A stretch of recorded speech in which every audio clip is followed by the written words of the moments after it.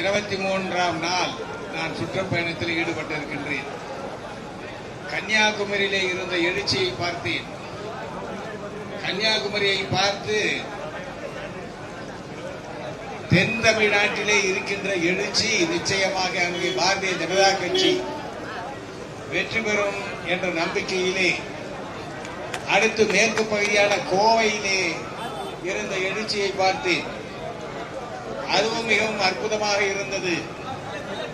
இன்றைக்கு திண்டிவனத்திலே நீங்கள் காட்டுகின்ற எழுச்சி, இந்த அன்பு மழை பார்க்கின்ற நேரத்திலே நம்முடைய தலைவர் அண்ணாமலை அவர்கள் நிச்சயமாக எதிர்காலத்திலே தமிழ்நாட்டின் முதலமைச்சராக வருவார் என்பதிலே எந்த விதமான சந்தேகமும் இல்லை.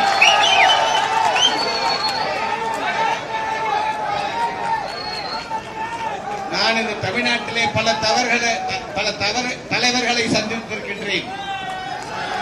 இன்றைக்கு அண்ணாமலை அவர்கள் உங்களை எல்லாம் சந்திப்பதற்காக வந்திருக்கின்றார்கள். உங்களோடு சேர்ந்து அவருடைய பேச்சை ரசிப்பதற்காக நானும் காத்திருக்கின்றேன். ஒரே ஒரு கருத்தை மட்டும் சொல்லிக் கொண்டு விடைபெற விரும்புகின்றேன். அண்ணாமலை ஒரு அதிசயம், மறந்து விடாதீர்கள். அண்ணாமலை ஒரு அதிசயம், அண்ணாமலை ஒரு அற்புதம். இதை பாதுகாக்க வேண்டியது நம்முடைய கடமை. ஏனென்று சொன்னால் அண்ணாமலை இந்த நாட்டுக்கு கிடைத்திருக்கின்ற ஒரு பொக்கிஷம். அந்த பொக்கிஷத்தை இன்றைக்கு உங்களிடத்திலே ஒப்படைக்கின்றோம். அண்ணாமலை அவர்கள் ஒரு சுயம்பு, அண்ணாமலை அவர்கள் ஒரு தலைவன் என்பதை நிரூபித்திருக்கின்றார்கள். அண்ணாமலை அவர்களை முதலமைச்சர் ஆக்க வேண்டியது உங்களுடைய பொறுப்பு என்று எடுத்துச் சொல்லி வாய்ப்புக்கு நன்றி பாராட்டி விடைபெறுகின்றேன். நன்றி, வணக்கம். அடுத்ததாக பெரும்பாட்டத்தோடு பொறுப்பாளர் வினோத் சொல்லணும். பாரத் மாதா கி ஜெய். ராமபிரான் காலடிப்பட்ட ராமேஸ்வரத்திலே தொடங்கி கொங்கு மண்டலம், தென் மண்டலம், டெல்டா பகுதிகள் ஆகிய இடங்களுக்கு சென்று இன்று இந்த விழுப்புரம் பெருங்கோட்டத்திலே முதல் முறையாக நமது திண்டிவனம் பகுதிக்கு வருகை தந்துள்ள நமது மாநிலத்தின் தலைவர் மரியாதைக்குரிய திரு அண்ணாமலை அவர்களை உங்கள் அனைவரின் சார்பாக வருக வருக அன்போடு வரவேற்கிறேன். திண்டிவனம் தமிழகத்தின் மிக முக்கியமான பகுதியாக இருந்தாலும் கூட சென்னையிலிருந்து பாண்டிச்சேரி செல்லும் அந்த ரூட்ல இருக்கக்கூடிய ஒரு பைபாஸ் நகரமாக மாற்றி இருக்கார்களே தவிர, இங்க இருக்கக்கூடிய ஆட்சியாளர்கள் குறிப்பாக உங்களிடையே 30 ஆண்டுகளுக்கு முன்பு ஓட்டு கேட்டு வந்தபொழுது எப்படி இருந்தார்கள், இங்க இருக்கக்கூடிய அமைச்சர் இன்று எப்படி இருக்கிறார் நம் அனைவருக்கும் தெரியும். அவர் ஊழல் மீது வெளிச்சம் போட்டு காட்டி அவரை சிறைக்கு அனுப்புவதே தலைவர் அண்ணாமலையின் வேலை. அதற்காக இங்க இந்த பகுதிக்கு வருகை தந்துள்ளார்கள். அது மட்டுமில்லாமல் திண்டிவனத்தில் உள்ள இளைஞர்கள் இதுக்கு மேல சென்னைக்கு வேலை தேடி போக வேண்டிய அவசியம் இல்லை. திண்டிவனத்தை ஒரு வளர்ந்த நகரமாக மாற்றி காட்டுவது பாஜகவின் வேலை. 2024 எப்படி 19 ஒரு வாய்ப்பை தவறவிட்டு ஒரு தவறான எம்பியை தேர்ந்தெடுத்து சுயமரியாதை இழந்து பார்லிமெண்டில் போய் பெரியார் அண்ணா என்கின்ற இரு வார்த்தை தவிர எந்த வார்த்தையும் பேசாத ரவிக்குமாரை தவறை அனுப்பிவிட்டோமோ, அப்படி ஒரு தவறை மீண்டும் செய்யாமல் தாமரை எம்பியை நிச்சயமாக அனுப்பியே தீருவோம் என்கின்ற சபதம் எடுத்து இன்று திரு அண்ணாமலையுடைய வருக என்று வரவேற்கிறோம். நம் அனைவரும் நம் தலைவரின் பேச்சை கேட்க ஆவலோடு இருக்கிறோம். தற்போது தங்கள் முன் மாநில தலைவர் திரு அண்ணாமலை அவர்கள் உரையாற்றுவார்கள். நன்றி.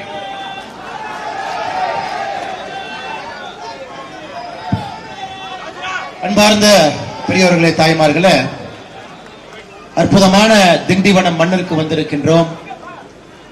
3:30 மணிக்கு வர வேண்டிய நான் கிட்டத்தட்ட 2 மணி நேரம் தாமதமாக வந்திருக்கின்றேன். அதற்காக முதல்ல உங்கள்கிட்ட மன்னிப்பு கேட்டுக்கிறேங்க ஐயா.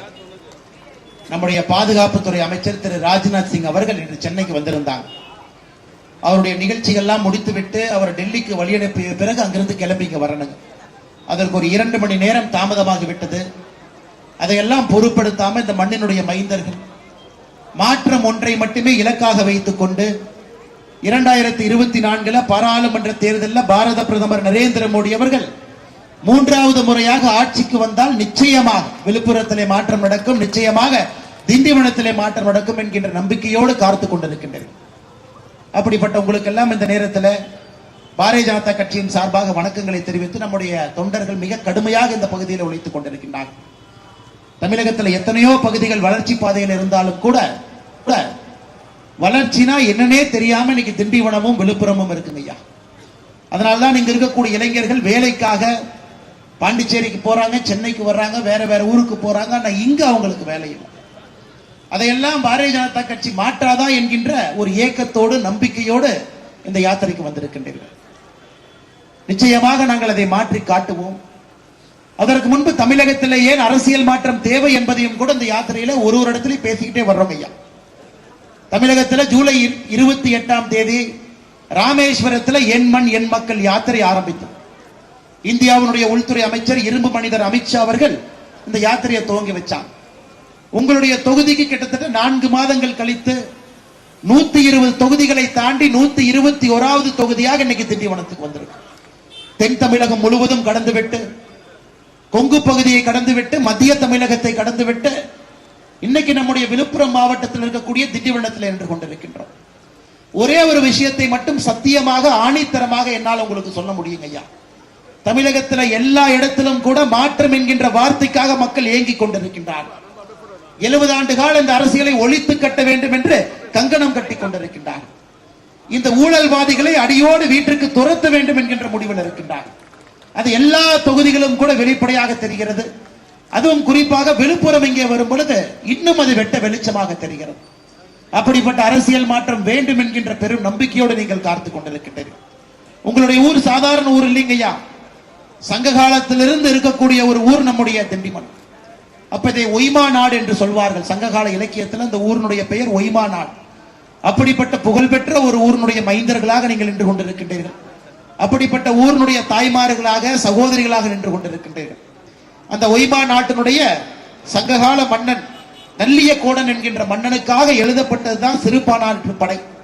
ஒரு சங்க இலக்கிய நூல். இந்த மன்னனுடைய ஒரு மைந்தனுக்காக, ஒரு மன்னனுக்காக எழுதப்பட்ட நூல்.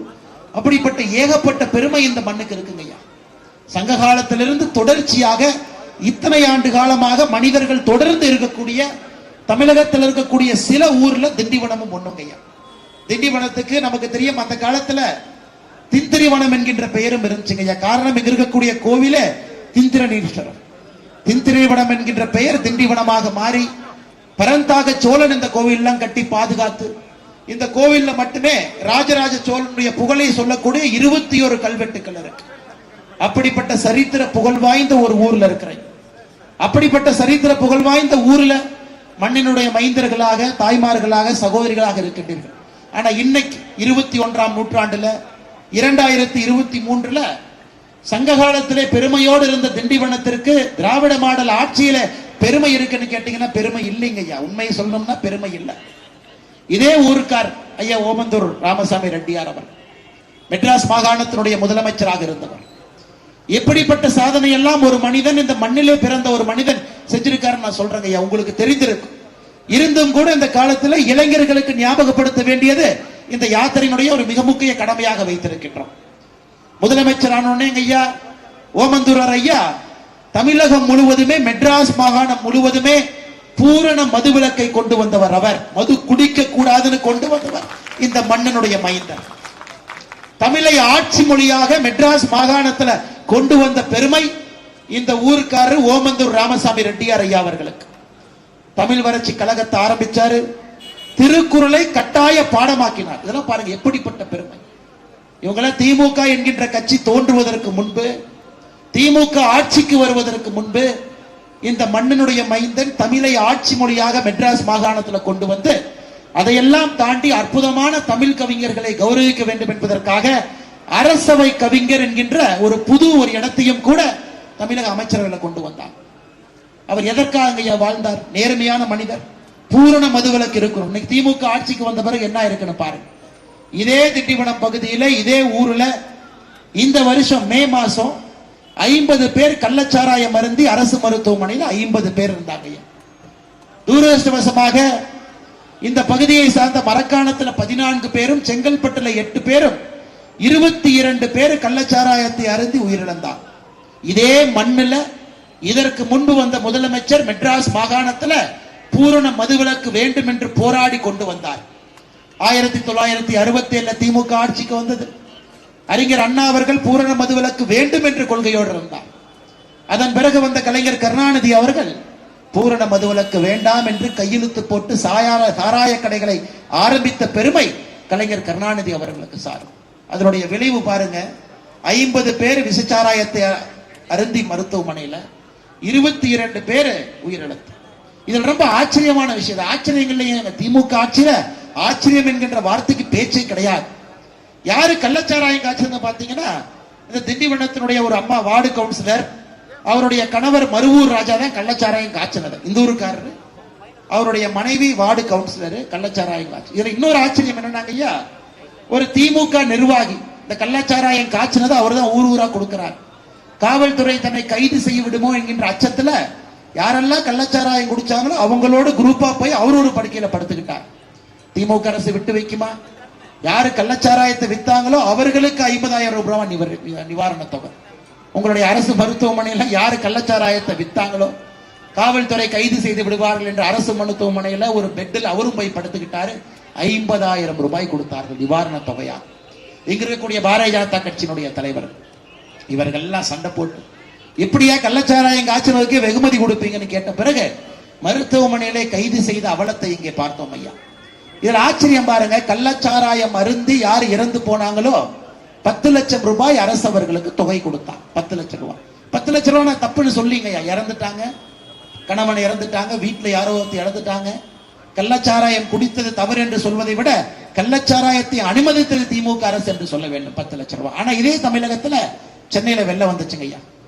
வெள்ளத்துல யாராச்சும் சிக்கி இறந்தாங்கன்னா திராவிட முன்னேற்ற கழக அரசு அவர்களுக்கு எவ்வளவு நிவாரண தொகை கொடுத்தாங்கன்னா 5 லட்சம். கள்ளச்சாராயம் குடிச்சு இறந்தா 10 லட்சம். ஆனா சென்னை வெள்ளத்துல இறந்தா 5 லட்சம். இதே சிவகாசி பக்கத்துல தீபாவளிக்கு முன்பு வெடி விபத்துல இருந்தா 3 லட்சம். வெடி விபத்துல இருந்தா 3 லட்சம். சென்னை வெள்ளத்துல இருந்தா 5 லட்சம். கள்ளச்சாராயம் குடிச்சிருந்தா 10 லட்சம். ஏன்னா சாராய கடையை நடத்துவதே திராவிட முன்னேற்ற கழக அரசு தானே. சாராய கம்பெனிகளை நடத்துவதே இவங்க தானே. அண்ணன் TR பாலு அவர்கள், ஜெகத் ரட்சகன் அவர்கள் இவர்களுடைய சாராய ஆளு, இவங்களுடைய ஆளு. 10 லட்சம் கொடுத்தா தான் இன்னும் கொஞ்சம் பேர் குடிப்பாங்க. 5500 டாஸ்மாக் கடைகளை 6000 பண்ணா தான் மக்கள் வருவாங்க. இவர்கள் டாஸ்மாக் கடைகளை நடத்துவது ஏதோ மாநில அரசினுடைய வருமானத்துக்காக இல்லைங்க ஐயா. திராவிட முன்னேற்ற கழகத்தினுடைய உறுப்பினர்களும் அமைச்சர்களும் எம்பிக்களுடைய சாராய ஆலை நன்றாக ஓட வேண்டும் என்பதற்காக தமிழகத்திலே 5500 டாஸ்மாக் கடை இருக்கு. இதெல்லாம் நீங்க ஞாபகம் வச்சு, இது ஒரு சாதாரண கட்சி இல்லைங்க, தீய சக்தி. தமிழக மக்களுடைய வளர்ச்சிக்கு எதிரான ஒரு கட்சி திராவிட முன்னேற்ற கழகம். தமிழகம் முன்னேறக்கூடாது என்று கங்கணம் கட்டி ஆட்சியில் இருப்பது முதலமைச்சர் மாண்புமிகு திரு மு க ஸ்டாலின் அவர். இவங்களை எல்லாம் மொத்தமாக வீட்டுக்கு அனுப்ப வேண்டிய நிலை நமக்கு வந்துருச்சுங்க. அது இந்த ஊர் சாதாரண ஊர் இல்லைங்கய்யா. 2 அமைச்சர். சில ஊருக்கு ஒரு அமைச்சர் கிடைப்பதே பெரிய, இந்த ஊருக்கு 2 அமைச்சர் பாருங்க. ஒரு அமைச்சர் ஐயா செஞ்சி மஸ்தான் அவர்கள், இந்த ஊருக்கு ஒரு அமைச்சர். இன்னொரு அமைச்சர் மூத்த அமைச்சர் அண்ணன் பொன்முடி அவர். சாராயத்தை பத்தி நம்ம பேசணுங்க ஐயா, மரக்காணத்தை பத்தி பேசணும், விசச்சாராயத்தை பத்தி பேசணும். அதுல யாரெல்லாம் திமுகவினுடைய முக்கிய புள்ளிகள் கைதானார்களோ எல்லோருமே செஞ்சி மஸ்தான் அவர்களுடைய அடிப்பொடி. வலதுகரம் இடதுகரம் யார் இருக்காங்களோ அவங்க தான் சாராய கேஸ்ல கைதானாங்க. அப்படிப்பட்ட பெருமை அமைச்சரா இருக்கார். அண்ணன் பொன்முடி அவர்கள் மீது சமீபத்தில் ஒரு அமலாக்கத்துறை ரைடு நடந்துச்சு. பொன்முடி அவர்கள் இந்த ஊருக்கு வந்து விழுப்புரத்தில் பேசினாங்க. என் மீது மத்திய அரசு வேண்டுமென்றே கை வைத்திருக்கிறது. நான் ஒரு நேர்மையான மனுஷன். என் மேல ஒரு வன்மத்துல காழ்ப்புணர்ச்சியில மத்திய அரசு அமலாக்கத்துறை என்னுடைய இல்லத்திலே ரைடு பண்ணிருக்காங்க. இப்ப ரைடு நடந்ததுங்க ஐயா. உங்க நிறைய பேருக்கு உண்மை தெரியாதுங்க ஐயா. நிறைய பேர் உண்மை சொல்றது இல்லை. எதற்காக ரைடு நடந்ததுங்கிற உண்மை அந்த நேரத்தில் சொல்வது என்னுடைய கடமையாக இருக்குதுங்க ஐயா. பொன்முடி அவர்கள் இங்க ஒரு திமுக நண்பர் சொன்னார், அண்ணே பொன்முடி அண்ணன் மேல எதுக்குன்னே ரைடு பண்ணீங்க? அவர் வந்து செம்மண்ண கான்ட்ராக்ட் போட்டு 2007 இருந்து 11 வரைக்கும் இதற்கு முன்பு இருந்த திமுக ஆட்சியில் ஊழல் பண்ணதுக்கு நீங்க 13 வருஷம் கழிச்சு ரைடு பண்றீங்க. இது காழ்ப்புணர்ச்சி இல்லையானே அப்படின்னு நான் சொல்ல நினைச்சேன். தம்பி, அதனாலதான் நீ உடன்பிறப்பா இருக்கு, உனக்கு உண்மை தெரியல. அதனாலதான் நீ போஸ்ட் அடிச்சு ஓட்டிக்கிட்டு இருக்கிற. அதனாலதான் 4வது தலைமுறைக்கு போஸ்ட் அடிச்சிட்டு இருக்கிற நீ. நான் உண்மையை சொல்றேன் தம்பி, உடன்பிறப்பே கேட்டுக்க. தம்பிக்கு உண்மையை சொன்னேன், அதை உங்களுக்கும் சொல்ல வேண்டும். பொன்முடி அவர்கள் மீது ரைடு நடந்ததற்கு காரணம், அண்ணன் தான் சம்பாதிச்ச பணத்தை எல்லாம் 2 கம்பெனி விலைக்கு வாங்குறாங்க ஐயா. இந்தோனேஷியால ஒரு கம்பெனி விலைக்கு வாங்குறாரு, PT எக்ஸல் மெகிண்டோ அப்படிங்கிற ஒரு கம்பெனி இந்தோனேஷியால விலைக்கு வாங்குறார். இரண்டாவது கம்பெனி துபாயில விலைக்கு வாங்குறார். யுனிவர்சல் பிசினஸ் வெஞ்சர் என்கின்ற கம்பெனி. அண்ணே சாதாரணமா விலைக்கு வாங்கல. எங்கேயாச்சும் உலகத்துல 42 லட்சம் ரூபாய்க்கு ஒரு கம்பெனியை வாங்கி 110 கோடி ரூபாய்க்கு வித்ததை பார்த்திருக்கீங்களா? யாராவது இத்தனை பேர் கடைக்காரன் இருக்கீங்க, பூக்கடை கடைக்காரன் இருக்கிறீங்க, ஹோட்டல் கடை நடத்துறீங்க, சகோதர சகோதரிகள் கடுமையா துணிக்கடையில காலையிலிருந்து இரவு வரை 10,000 12,000க்காக வேலை செய்யறீங்க. செருப்பு கடையில என்னுடைய சகோதரர் வேலை பார்க்கிறாரு. நாம போய் ஒரு செருப்பு வாங்கினா 10 செருப்பு போட்டுட்டு 9 செருப்பை கழட்டி வைப்போம். 9 செருப்பையும் துடைத்து மறுபடியும் அந்த செருப்பு கடையில வச்சு அவங்க வேலை பார்க்கறாங்க. எவ்வளவுங்க சம்பளம் கொடுக்கிறோம்? 8,000 10,000 12,000. விவசாய பெருமக்கள் இன்னைக்கு கரும்புல எடுத்துட்டு விவசாய பெருமக்கள் வந்து இந்த ஊர் சாதாரணமா இல்லைங்க. மரக்காணம் பக்கம் போனீங்கன்னா 3,000 ஏக்கர்ல தர்பூசணி, உப்பளம் போட்டிருக்கீங்க. ஆயிரக்கணக்கான ஏக்கர்ல மரக்காணம் பக்கத்துல உப்பளம். வெயில் நின்று வியர்வை சொட்ட சொட்ட அந்த ₹1 நம்ம கஷ்டப்பட்டு இருக்கோம். ஆனா பொன்முடி அவர்கள் 2022 ஒரு கம்பெனி விற்கிறார் துபாயில். கம்பெனியுடைய பெயர் யுனிவர்சல் பிசினஸ் வெஞ்சர் FZT என்கின்ற கம்பெனி. 110 கோடி ரூபாய்க்கு அந்த கம்பெனி விற்பனை செய்யறாங்க. ஆனா அந்த கம்பெனியை சில ஆண்டுகளுக்கு முன்பு வாங்கும் பொழுது 41,57,000. மறுபடியும் நான் சொல்றதை கேட்டுக்கங்க. விழுப்புரத்தில் இருக்கக்கூடிய ஒரு மனிதன் திராவிட முன்னேற்ற கழகத்துக்கு இங்க நீங்க வாக்களிக்க கூடாதுங்க ஐயா. உங்களுக்கு வர வேண்டிய வரி பணம் மக்களுக்கு மோடி ஐயா அனுப்பக்கூடிய மத்திய அரசினுடைய நிதி எப்படி கொள்ளையடிக்கிறாங்க பாருங்க. 41 லட்சம் ரூபாய்க்கு நிறுவனத்தை வாங்கி 110 கோடி ரூபாய்க்கு வித்தா அதை அமலாக்கத்துறைக்கு தெரிஞ்சிருச்சு. 2022 விற்கிறாங்க. அதை கணக்கு பார்த்து பொன்முடி அவங்க வீட்டுல ரைடு விடுறாங்க. எப்படியா இவ்வளவு பணத்துக்கு வித்தீங்க? அதை செக் பண்ணிக்கிட்டே போனா 10 வருஷமா செக் பண்ணிக்கிட்டே போனா ஹவாலா முறையிலே தமிழகத்திலிருந்து துபாய்க்கு பணத்தை அனுப்பி இந்த கம்பெனிகளை முதலீடு செய்து இவங்க நடத்தக்கூடிய ஊழலை மத்திய அரசு கண்டுபிடிச்சா தப்புங்களாங்க ஐயா? தப்புங்களாங்க ஐயா? உங்க பணத்தை திரும்ப பிடிச்சு கொடுத்தா தப்புங்களாங்க ஐயா? 41 லட்சம் ரூபாய்க்கு ஒரு நிறுவனத்தை வாங்கி 110 கோடி ரூபாய்க்கு வித்தா அதை மத்திய அரசு கையை கட்டி வேடிக்கை பார்க்கணுமாங்க ஐயா? அது ஏழை சகோதரனுக்கு வரக்கூடிய பணம். படித்து விட்டு வேலை இல்லாமல் இளைஞர்களுக்கு ஒரு தொழிற்சாலையை கொண்டு வர வேண்டிய பணம். விவசாய பெருமக்களுக்கு 6,000 ரூபாய் உங்க வங்கி கணக்குக்கு கொடுக்க வேண்டிய பணம். கேஸ் சிலிண்டர் எல்லாம் ஒரு அம்மா இருக்கிறாங்கன்னா அவங்களுக்கு சப்சிடி கொடுக்க வேண்டிய பணம். இதற்காகத்தாங்க ஐயா மோடி ஐயா நின்று இருக்கிறாங்க. அதனாலதான் இவங்க எல்லாம் இங்கிருந்து பேசுறாங்க 5 மாநில தேர்தல் பாரதிய ஜனதா கட்சி எல்லா இடத்துலயும் தோத்துருமா. எப்படி நம்ம ஸ்டாலின் ஐயா கனவு பாருங்க, எல்லா இடத்துலயும் தோத்துருமா, இந்தி கூட்டணி ஆட்சிக்கு வரும். நான் சொன்ன ஏங்க கிளி ஜோசி அண்ணன் கூட கரெக்டா ஜோசியம் சொல்லுவார். எங்கே பாரதிய ஜனதா கட்சியினுடைய ஆட்சி இருக்கோ எட்டி பார்த்தா தெரியும். ஒரு முறை பாரதிய ஜனதா கட்சி ஆட்சிக்கு வந்தால் அந்த மாநிலத்தை விட்டு அது போகாது. மக்கள் விட மாட்டாங்க. நேர்மையான ஆட்சியை கொடுக்கக்கூடிய பாரதிய ஜனதா கட்சி எப்படிங்க ஐயா மக்கள் வேண்டாமா? சத்தீஸ்கர்ல, மத்திய பிரதேசல, ராஜஸ்தான்ல 3 மாநிலத்தில் ஆட்சிக்கு வந்து நம்ம கட்சியில மட்டும்தாங்க ஐயா அடுத்த முதலமைச்சர் யாரா வாங்கன்னு யாருக்குமே தெரியாது. தொண்டை கட்சிக்கு வேலை செய்தவன், முதல் தலைமுறை விவசாயினுடைய மகன், ஏழை தாயினுடைய மகன், 20 ஆண்டுகளாக பாரதிய ஜனதா கட்சிக்கு வேலை பார்த்திருப்பாங்க. நம்ம கட்சி அவர்களை கொண்டு வந்து முதலமைச்சராக அமர்த்தி வைத்து அழகு பார்ப்போம். இதுதாங்க ஐயா சமநீதி, இதுதாங்க ஐயா சமூக நீதி. இந்த ஊர்ல தான் இருக்குங்க ஐயா. திண்டிவனத்தில் இருக்கிறாங்க ஒரு குரூப். நகராட்சி தலைவராக திமுகவை சார்ந்த நிர்மலா அம்மா இருக்கிறாங்க. அவங்க துணைத் தலைவரை கூடவே கூட்டிட்டு போக மாட்டாங்க, பக்கத்துல சேரே போட மாட்டாங்க. என்ன சொல்றாங்கன்னா துணைத் தலைவர் அவர்கள் பட்டியல் சமுதாயத்திலிருந்து வந்த ஒரே ஒரு காரணத்திற்காக துணைத் தலைவர் ராஜலட்சுமி அவர்கள் திண்டிவனம் நகராட்சியிலே அவமதிக்கப்படுகின்றார். ஆனா பொன்முடி என்ன பாத்தீங்கன்னா அந்த சூர்யா படத்துல ரிப்பீட் மோடு, ரிப்பீட், சமூக நீதி சமநீதி, சமூக நீதி சமநீதி, திராவிடம் சமூக நீதி சமநீதி, ரிப்பீட். இப்படியே பொய்யை பேசி பேசி ஏழை மக்களை இன்னும் ஏழையாக்கி படித்த இளைஞர்களுக்கு வேலை வாய்ப்பே இல்லாம இந்த ஒண்ணுக்கு உதவாத திராவிடத்தை கொண்டு வந்த திராவிடம்னா என்னங்க ஐயா? திராவிட அரசியல் சொல்றாங்க. 4வது தலைமுறைக்கு போஸ்டர் ஒட்டினால் அது திராவிட அரசியல். கலைஞர் முடிஞ்சு, ஸ்டாலின் அவங்க முடிஞ்சு, உதயநிதி ஸ்டாலின் அவங்க வந்து, அதுக்கப்புறம் இன்பநிதி ஸ்டாலின் சொல்றாங்க அவங்க வந்து, அதுக்கப்புறம் அவங்க குழந்தையெல்லாம் வந்து போஸ்ட் ஒட்டிக்கிட்டே இருக்கிறதா திராவிட மாடல். எங்களுக்கு அது இல்லைங்க ஐயா. நாங்க தமிழ்நாட்டினுடைய அடுத்த முதலமைச்சரை கண்டுபிடிப்பதற்காக வந்திருக்கின்றோம். அடுத்த எம்பிக்களை கண்டுபிடிப்பதற்காக வந்திருக்கின்றோம். அடுத்த எம்எல்ஏக்களை கண்டுபிடிப்பதற்காக வந்திருக்கின்றோம். அடுத்த ஆட்சியாளர்களை கண்டுபிடிப்பதற்காக வந்திருக்கும். அது உங்க குழந்தையா தெரியாதுங்க ஐயா. ஆனா வாய்ப்பு கொடுக்கணும்னு இந்த கட்சி நினைக்குது. ஒரு ஏழை தாயினுடைய குழந்தையா வாய்ப்பு கொடுக்க வேண்டும் என்று வந்திருக்கின்றோம். படித்த ஒரு இளைஞன் எனக்கும் அரசியலுக்கும் எந்த சம்பந்தம் இல்லைன்னு ஓரத்தில் இருக்கீங்களா? நீங்க தாங்க ஐயா அரசியலுக்கு வரணும். வாங்க அண்ணே, எனக்கு அரசியல்லாம் சுத்தமா பிடிக்காதுண்ணே, சாக்கடனே. தம்பி நீங்க வாங்க. அப்படி நினைக்கிறவங்க தான் அந்த சாக்கடையை சுத்தம் பண்ணணும். கொத்தடிமைகளாக ஒரே குடும்பத்துல அப்படியே பிறந்து வர்றவங்க வரமாட்டாங்க. பொன்முடியவங்க பையன் அப்படியே ஐபிஎல் மேட்ச் கால் மேல கால் போட்டு டிஎன்சிஎஸ் செக்ரட்டரி அங்க எப்படிங்க மாறும்? நான் போனதுக்கு அப்புறம் வந்து பொய்யா பேசுவாங்க. மோடி அவர் ஹிந்தி தெரிக்கிறார். ஐயா இந்த நிகழ்ச்சியை முடிச்சோடனே நைட் 2 மணிக்கு விமானத்தை எடுத்துக்கொண்டு வாரணாசி போறாங்க ஐயா. எதுக்கு போறாங்க ஐயா? காசி தமிழ் சங்கமம் நாளை ஆரம்பமாக இருக்கிறது. காசி தமிழ் சங்கமம் போன ஆண்டு ஃபுல்லா முடிச்சாச்சுங்க ஐயா. இது 2வது ஆண்டு. நாளைக்கு துவக்க விழா. யாருங்க ஐயா துவக்கி வைக்கிறாரு? பாரத பிரதமர் நரேந்திர மோடி அவர் நாளைக்கு வாரணாசியில் துவக்கி வைக்கிறார். இந்த கொத்தடிமைகள் உண்மையாலுமே நீங்க மோடி ஐயா மேல குற்றச்சாட்டு வைக்கிறீங்கன்னா மோடி ஐயா தமிழை திணிக்கிறாருன்னு குற்றச்சாட்டு வைங்க ஐயா.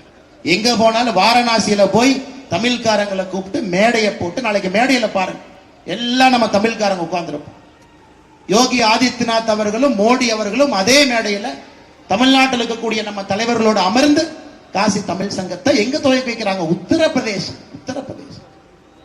எப்படிப்பட்ட நம்முடைய மண்ணுக்கும் கலாச்சாரத்திற்கும் எப்படிப்பட்ட பெருமை கிடைக்குதுங்க ஐயா. செங்கோலை கொண்டு போய் எங்க வச்சிருக்காருங்க ஐயா? பாராளுமன்றத்தினுடைய மைய கட்டிடத்தில் வைத்திருக்கிறார். இளைஞர்கள் நன்றாக இருக்க வேண்டும் என்பதற்காக நம்முடைய ஆட்சிங்க ஐயா. குழந்தைகள் நன்றாக இருக்க வேண்டும், பெண்கள் நன்றாக இருக்க வேண்டும், முன்னேற்றம் இருக்க வேண்டும் என்பதற்காக இந்த ஆட்சி நடந்து கொண்டிருக்கிறது. அதனால் சகோதர சகோதரிகளை அதிகமாக நேரத்தை எடுத்தால் தவறாகிவிடும். இன்னும் 1 மணி நேரம் பேசுறேங்க ஐயா. எல்லா தலைவர்களும் பேச வைத்து அழகு பார்க்க வேண்டும் என்பது என்னுடைய ஆசை. ஆனா இவங்க தான் உங்களோடு இருக்கிறவங்க. இவர்களுக்கு உங்களுடைய வழி முழுமையாக தெரியும். எதற்காக விழுப்புரம் பாராளுமன்ற தொகுதிக்கு இந்த முறை பாரதிய ஜனதா கட்சி தேசிய ஜனநாயக கூட்டணியுடைய வேட்பாளரை வெற்றி பெற செய்ய வேண்டும் என்பது அந்த வழி உங்களுக்கு தெரியும் ஐயா. நான் பேச வேண்டியது ஒரே ஒரு வார்த்தைங்க ஐயா, வளர்ச்சி வளர்ச்சி வளர்ச்சி. திமுக சொல்றது வளர்ச்சி இல்லைங்க ஐயா, திமுக சொல்றது வீக்கம், கட்டி. ஒரு குடும்பம் மட்டும் வளர்ந்தால் அது வளர்ச்சி இல்லைங்க ஐயா, அது வீக்கம். நாடே வளர்ந்தால், சமுதாயமே வளர்ந்தால் மட்டும்தாங்க ஐயா அது வளர்ச்சி. இன்னைக்கு பாரதிய ஜனதா கட்சியில் இது நடந்து கொண்டிருக்கிறது நம்முடைய வளர்ச்சி. ஆனா திராவிட முன்னேற்ற கழகத்தில் நடந்து கொண்டிருப்பது கோபாலபுரத்தினுடைய வீக்கம். கோபாலபுரத்தினுடைய வீக்கமோ தவிர இது தமிழகத்தினுடைய வளர்ச்சி இல்லைங்க ஐயா. ஒரு குடும்பம் நன்றாக இருக்கிறார், சுகமாக இருக்கின்றார், தலைமுறை தலைமுறையை அனுபவிக்கிறார், தலைமுறை தலைமுறையாக பணத்தை நம்ம இருந்து கொள்ளடிக்கிறார். பொன்முடி அவர்கள் போனவங்க உங்க ஊருக்காரங்க 42 லட்சம் ரூபாய் பணம் போட்டு 3 வருஷத்துல எப்படி 110 கோடி ரூபாய் ஆக்குற ரகசியத்தை எங்களுடைய சகோதரர்கள் சொல்லிக் கொடுத்தா திடீர்னத்துல எல்லாருமே பணக்காரர் ஆகட்டுமே நான் சொல்றேன். அதனால் சகோதர சகோதரிகளே, அன்பார்ந்த பெரியவர்களே, தாய்மார்களே, எங்களுக்காக 3 மணி நேரம் காத்திருந்தார். அந்த யாத்திரையிலே நானும் பங்கெடுப்பேன், தமிழகத்தினுடைய அரசியல் மாற்றத்திலே நானும் இருப்பேன் என்று சொல்வதற்காக வந்திருக்கக்கூடிய உங்கள் அனைவரையும் இந்த நேரத்திலே ஆரத்தழுவி கட்டி அணைத்து வாழ்த்தி பாரதிய ஜனதா கட்சியோடு நீங்கள் இருக்க வேண்டும் என்கின்ற வேண்டுகோளை வைத்து 2024 பாராளுமன்ற தேர்தலில் மாற்றம் என்பது தமிழகத்திலே நிச்சயமாக நடக்க வேண்டும். உங்களுக்கு தெரியுங்க ஐயா, உங்களுக்கு தெரியும். சின்ன குழந்தைய போய் கேட்டா கூட எப்ப 2024 யாரு பிரதமர்னு எல்கேஜி பையனை போய் கேட்டா மோடி ஐயா அப்படி. யூகேஜி பாப்பாட்ட போய் மோடி ஐயா 2024 பிரதமர்னு சொல்றாங்க கண்ணு. எத்தனை எம்பில வருவாங்கன்னா யூகேஜி பாப்பா சொல்லும் அண்ணே 400 சீட்டை தாண்டுவார். தமிழகத்தில் இருக்கக்கூடிய ஒரு குழந்தைக்கு கூட தெரியும் பாரத பிரதமர் நரேந்திர மோடி அவர்கள் 3வது முறையாக ஆட்சிக்கு வர போறாங்க. ஒரு குழந்தைக்கு தெரியும் ஐயா, குழந்தைக்கு தெரியும். இது தெரிந்தும் தெரியாமல் நடிக்கிற ஒரு கூட்டத்தினுடைய பெயர் கொத்தடிமை கூட்டம், திராவிட முன்னேற்ற கழகம். அதனால் இந்த முறை நீங்க பாரதிய ஜனதா கட்சியோட நிக்கணுங்க ஐயா. மாற்றத்திற்காக துணை நிற்கணும், மோடி ஐயாவோட நிக்கணும். 400 எம்பிக்கள் 39 எம்பிக்கள் தமிழகத்திலிருந்து விழுப்புரம் உட்பட பாரதிய ஜனதா கட்சி தேசிய ஜனநாயக கூட்டணியாக இருக்க வேண்டும். அந்த முடிவை நீங்க தாங்க எடுக்கணும். பொன்முடி அவர்கள் போனவங்க வேண்டாங்க ஐயா, கால் மேல கால் போட்டுக்கிட்டு ஓசின்னு சொல்றாரு, ஜாதி பேரை சொல்லி திட்டுறாரு, நீ எஸ்சி தானே அப்படின்னு கேட்கிறாரு. இவர்களை எல்லாம் நியாயமான காவல்துறையா இருந்தா அப்படியே மேடை மீது ஏதி அவர் மீது வன்கொடுமை தடுப்பு சட்டம் போட்டு அப்படியே கைது பண்ணி சிறையில் வச்சிருக்கோம். மேடையில் உட்கார்ந்து ஒரு அம்மாவை பார்த்து நீ எஸ்சி தானே அம்மா, இதெல்லாம் ஏத்துக்க முடியுங்களாங்க ஐயா, இதெல்லாம் ஏத்துக்குவோமா, நீங்க ஏத்துக்குவீங்களாங்க ஐயா? யாரையும் ஏத்துக்க முடியாது, யாரையும் ஏத்துக்க முடியாது. இவர்கள் இன்னைக்கு திமுகவினுடைய அமைச்சர்கள், இவங்க திராவிட மாடலை பத்தி பேசுறாங்க. என்னங்கய்யா அருகதை இருக்கும்? பேசுறதுக்கு என்னங்கம்மா அருகதை இருக்கு? 1% அருகதை இல்லை. அதனால் சகோதர சகோதரிகளே, பாரதிய ஜனதா கட்சியோடு இருங்க. இங்கேயும் இல்லாத அநியாயம் திண்டிவனம் நகராட்சியில பார்க்கிறோம். 13 கவுன்சிலர் வெளிநடப்பு பண்றாங்க. திமுக கவுன்சிலர் ஏன்னு கேட்டா ஊழல் பண்றாங்கன்னு திமுக கவுன்சிலரை வெளிநடப்பு செய்யறாங்க. அந்த அளவுக்கு இன்னைக்கு நகராட்சியினுடைய நிர்வாகம் என்பது சந்தி சிரித்துக் கொண்டிருக்கிறது. நீங்கள் பாரதிய ஜனதா கட்சியோடு நிற்க வேண்டும். அற்புதமான தலைவர்களினோடு நின்று கொண்டிருக்கின்றார்கள். அதிலே மிக மிக முக்கியமான தலைவர் இந்த பகுதியினுடைய ஒரு நாயகனாக இருந்து, அவருடைய தந்தையாரை பத்தி நமக்கு தெரியுங்க. தமிழகத்துல ஆரம்ப காலத்துல 50 காலகட்டத்துல திமுக பெயர் சொல்லக்கூடிய தலைவர்கள் இல்லாதப்பவே கோவிந்தசாமி என்கின்ற பெயரை சட்டமன்றத்தில் சொன்னா ஒரு தனிச்சிறப்பாக இருக்கக்கூடிய குடும்பத்திலிருந்து உங்களுடைய எம்எல்ஏவாக இருந்து நம் கட்சியினுடைய துணை தலைவராக இருந்து இதே திண்டிவனத்தினுடைய கலை கல்லூரியுடைய பெயர் கூட இவருடைய தந்தையாருடைய பெயர் கோவிந்தசாமி ஐயாவுடைய பெயர். அப்படிப்பட்ட அண்ணன் ஏஜி சம்பத் அவர்கள் என்னோடு நின்று கொண்டிருக்கின்றார்கள். பாரதிய ஜனதா கட்சி வளர வேண்டும். பாரத பிரதமர் நரேந்திர மோடி அவருடைய கரத்தை வலுப்படுத்த வேண்டும். இங்கே பாரதிய ஜனதா கட்சியினுடைய சட்டமன்ற உறுப்பினர், பாராளுமன்ற உறுப்பினர் வர வேண்டும் என்று கடுமையாக பாடுபட்டுக் கொண்டிருக்கின்றார். அன்றவர்களுக்கு என்னுடைய வாழ்த்துக்களை வணக்கங்களை தெரிவித்து, எங்களுடைய அன்பு தலைவர் அமைதியாக அடக்கமாக இந்த கட்சியினுடைய வளர்ச்சிக்காக தன்னை முழுமையாக அர்ப்பணித்து களத்திலே தொண்டர்களோடு தொண்டனாக இருக்கக்கூடிய எங்களுடைய மாவட்ட தலைவர் அண்ணன் ஏடி ராஜேந்திரன் அவர்கள் நோக்கி கொண்டிருக்கிறார். அண்ணன் அவர்களுக்கு இந்த நேரத்தில் என்னுடைய வாழ்த்துக்களை வணக்கங்களை தெரிவித்து, மிக கடுமையாக இந்த பகுதியில் திமுகவுடைய எதிர்ப்பை எல்லாம் சமாளித்து பாரதிய ஜனதா கட்சியினுடைய வளர்ச்சிக்காக ஒரு தலைவர் நின்று கொண்டிருக்கின்றார். அது எங்களுடைய அன்பு தலைவர், மாநிலத்தினுடைய செயலாளர், அருமை சகோதரர் வினோஜ் பி செல்வம் அவர். இந்த பகுதி பாரதிய ஜனதா கட்சியினுடைய வளர்ச்சி வேகங்க, ரொம்ப வேகமா வளர்ந்து இளைஞர்கள் வந்துகிட்டே இருக்கிறாங்க. 2 நாளைக்கு கம்ப்யூட்டர்ல எத்தனை பேர் பதிவாக இருக்கிறாங்க மாவட்ட அளவுல பார்ப்போம். இன்னைக்கு இந்த பகுதி இந்த அளவுக்கு வளர்ந்திருக்குன்னா நம்முடைய பெருங்கோட்டு பொறுப்பாளர் வினோஜ் அவர்கள், இங்க இருக்கக்கூடிய தலைவர்கள் எல்லாம் இணைத்து இந்த வளர்ச்சியை வேகம் எடுத்து வைத்திருக்கின்றார்கள். அதற்கு வினோத் செல்வம் அவர்களுக்கு என்னுடைய அன்பார்ந்த நன்றிகளை தெரிவித்து, மாவட்டத்தினுடைய பொதுச் செயலராக சமீபத்தில் நம்ம கட்சிக்கு வந்து வேகம் எடுத்து வேலை செய்து கொண்டிருக்கக்கூடிய அண்ணன் எத்திராஜ் அவர், சமூக சேவைக்கு பெயர் போனவர் அண்ணன் அவர்கள் இந்த நேரத்தில் நன்றி கலந்த வாழ்த்துக்களை வணக்கங்களை தெரிவித்து, மாவட்ட பொருளாளர் சத்யநாராயணன் அவர்கள் நின்று கொண்டிருக்கின்றார்கள். அவருக்கு நன்றிகளை தெரிவித்து, மிக முக்கியமாக புது வரவு என்று சொல்லுவோம். எப்பவுமே புதிதாக ஒரு மனிதன் வந்தால் மழை பெய்யும்பாங்க. இன்னைக்கு காலையில மழை பெய்ஞ்சிருக்குது. அண்ணன் முரளி ரெட்டியார் அவர்கள் 38 ஆண்டுகள் அனைத்து இந்திய அண்ணா திராவிட முன்னேற்ற கழகத்திலிருந்து அம்மா பேரவையினுடைய செயலாளராக இருந்து முழு குடும்பமே பெரிய பெரிய ஆளுமைகள், புரட்சி தலைவர்கிட்ட புரட்சி தலைவிகிட்ட எல்லாம் வேலை பார்த்து, அப்படிப்பட்ட ஒரே ஆளுமை இந்தியாவில் இன்னைக்கு நரேந்திர மோடி அவர்களோடு கைகோர்த்து அவருடைய கரத்தை வலுப்படுத்த வேண்டும் என்று பாரதிய ஜனதா கட்சியிலே மொத்தமாக தன்னுடைய குடும்பத்தோடு இணைந்திருக்கின்றார். அண்ணன் ஏஜி சம்பத் அவர்களை இந்த நேரத்தில் ஒரே அன்பான வேண்டுகோள் வைக்கிறோம். முரளி ரெட்டியார் அவர்களை வரவேற்று கட்சியில் ஐக்கியப்படுத்தி நம்முடைய தொண்டர்களோடு இணைத்து அவருடைய முழு சக்தியும் பாரதிய ஜனதா கட்சியினுடைய வளர்ச்சிக்கு பயன்படுத்துவதற்கு அண்ணன் ஏஜி சம்பத் அவர்களும் அண்ணன் ஏடி ராஜேந்திரன் அவர்களும் அவருக்கு தோளோடு தோள் கொடுத்து முரளி ரெட்டியார் அவர்களோடு நிற்க வேண்டும் என்கின்ற அன்பான வேண்டுகோள் அண்ணன் ஏஜி சம்பத் அவர்களுக்கும் ஏடி ராஜேந்திரன் அவர்களுக்கும் இந்த மேடையை நான் வைத்துவிட்டு, மேடையில் இருக்கக்கூடிய நம்முடைய வர்த்தகர் பிரிவினுடைய மாநில துணைத் தலைவர் ஜின்ராஜ் அவர்கள், வழக்கறிஞர் பிரிவினுடைய மாநில செயலாளர் RRK செந்தில் அவர்கள், இளைஞரணியினுடைய மாநில செயலாளர் தினேஷ்குமார் அவர்கள், மாவட்ட துணைத் தலைவர் அக்கா வசந்தி முருகேசன் அவர்கள், மாவட்ட செயலாளர்கள் அருமையண்ணன் முருகன் அவர்கள், சந்திரலேகா பிரபாகரன் அவர்கள், மணிவண்ணன் அவர்கள், ஆண்டாள் அவர்கள், இளைஞரணியினுடைய மாவட்ட தலைவர் கடுமையாக யாத்திரையை உழைத்துக் கொண்டிருக்கக்கூடிய அன்பு தம்பி ஜீவானந்தம் அவர்கள், பட்டியல் அணியினுடைய மாவட்ட தலைவராக இருந்து பாரதிய ஜனதா கட்சியினுடைய வளர்ச்சிக்காக அரும்பாடுபட்டுக் கொண்டிருக்கக்கூடிய நாகபாசம் அவர்கள், கட்சியில முன்னாள் மாவட்ட தலைவராக இருந்து முன்னாள் இந்நாள் என்கின்ற எந்த வார்த்தையும் இல்லாமல் எப்பொழுதும் நான் தொண்டன் என்று பணியாற்றி கொண்டிருக்கக்கூடிய அண்ணன் KR விநாயகம் அவர்களுக்கு நன்றி கலந்த வாழ்த்துக்களை வணக்கங்களை தெரிவித்து, கட்சியினுடைய வளர்ச்சி அதற்கு அடிப்படை நம்முடைய ஒன்றிய தலைவர், அப்படிப்பட்ட அற்புதமான ஒன்றிய தலைவர்களாக இருக்கக்கூடிய உலக்கூர் கிழக்கு அண்ணன் யுவராஜ் அவர்கள், திண்டிவனம் நகர தலைவர் வெங்கடேச பெருமாள் அவர்கள், மரக்காணம் மத்திய ஒன்றிய தலைவர் சுந்தர் அவர்கள், மரக்காணம் மத்திய ஒன்றிய தலைவர் அண்ணன் முருகபெருமாள் அவர்கள், மரக்காணம் மத்திய தலைவர் அண்ணன் ஞானசேகரன் அவர்களுக்கு இந்த நேரத்தில் என்னுடைய வாழ்த்துக்களை வணக்கங்களை தெரிவித்து, மிக முக்கியமாக இந்த நிகழ்ச்சிக்கு வந்திருக்கக்கூடிய நம்முடைய பத்திரிகை நண்பர்கள், பொதுமக்கள், கட்சியை சாராதவங்க, பாரதிய ஜனதா கட்சி யாத்திரையில போய் நின்றுதான் பார்ப்போமேனு வந்திருக்கக்கூடிய சகோதர சகோதரிகள், ஒரு வாய்ப்பு கொடுத்துதான் பார்க்கலாமேனு வந்திருக்கக்கூடிய அன்பு சொந்தங்கள், மோடி ஐயா மறுபடியும் வர வேண்டும் என்று நினைக்கக்கூடிய எல்லா நல்ல உள்ளங்கள், இந்தியா பிஜேபி பாரதிய ஜனதா கட்சி இருந்தால் மட்டும்தான் இந்த நாடு நன்றாக இருக்கும் என்று உறுதியாக நினைக்கக்கூடிய அன்பு சொந்தங்கள், சகோதர சகோதரிகள் அனைவருக்கும் இந்த நேரத்தில் என்னுடைய அன்பார்ந்த வாழ்த்துக்களை, வணக்கங்களை தெரிவித்து எங்களோடு தொடர்ந்து நில்லுங்கள். நிச்சயமாக அரசியல் மாற்றம் இந்த பகுதிக்கு கட்டாயமாக வேண்டும். அது பாரதிய ஜனதா கட்சி செய்து கொடுக்கும்.